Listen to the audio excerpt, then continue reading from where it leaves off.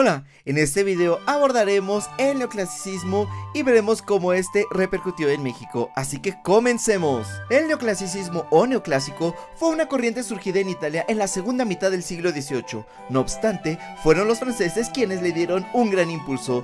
Esta corriente se opuso a la propuesta artística del barroco y del rococó.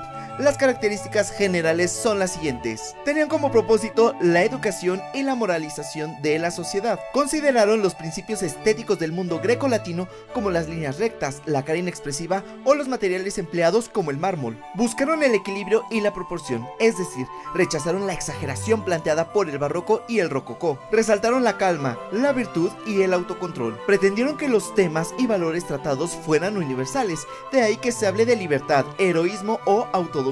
Veamos ahora cómo se dieron estas características en algunos autores y en algunas obras. La pintura neoclásica se caracterizó por lo siguiente: empleo de escenas simples, pinceladas más definidas, posturas más serenas, predominio de colores primarios y temas grecolatinos.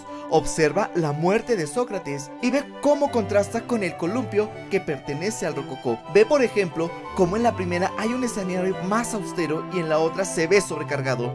Igualmente, fíjate cómo los colores primarios de la pintura neoclásica contrastan con la paleta de colores pastel de la otra obra. En la arquitectura podemos observar fachadas con frontones grecolatinos, columnas dóricas y jónicas, empleo de mármol blanco, predominio de líneas rectas sobre las líneas curvas y espaciosas cúpulas y bóvedas. Observa a continuación la similitud que hay entre el Panteón de París y el Panteón de Roma. Ve cómo ambos comparten numerosas características, como el frontón triangular, el empleo de columnas y de líneas rectas, entre otras tantas similitudes. La escultura recurrió al empleo del mármol blanco debido a que pensaban que así se habían creado las esculturas grecolatinas.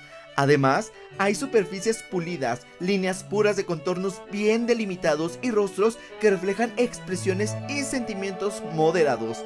Ahora veamos un ejemplo de cómo se opone la escultura neoclásica a la barroca. Del lado derecho tenemos la obra neoclásica Eros y Psique.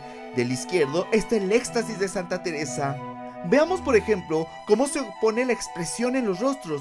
Igualmente, fíjate la diferencia en cómo está diseñada la tela en ambas obras. En literatura, se buscó que la expresión del mensaje fuera claro, opuesto a la complejidad barroca. De esta manera, podemos encontrar textos con un lenguaje claro y comprensible, alejado de todo adorno que complicara el entendimiento de este.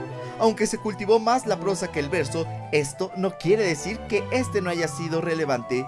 Fíjate en esta fábula y verás que el lenguaje empleado es cotidiano, lo cual facilita la comprensión del mensaje. En México, el neoclásico retomó las características mencionadas anteriormente, pero se añadieron otras, tales como exaltación de la patria mexicana, importancia de las culturas prehispánicas, condenamiento hacia la esclavitud, y se plantearon las bases para una libertad política. En pintura, podemos observar algunas de las características mencionadas ya sobre la pintura neoclásica, tales como el empleo de escenas sobrias y de expresión serena. No obstante, notamos que la temática se localiza dentro de México, pues hace referencia al mestizaje representado por el español y por la mujer indígena. Respecto a la escultura, observa cómo algunas características, como la mesura en la expresión y los contornos bien delimitados, se ven claramente en esta estatua que hace honor al rey Carlos IV de España. En cuanto a la arquitectura, veamos el frontón del Teatro Degollado en Guadalajara, México.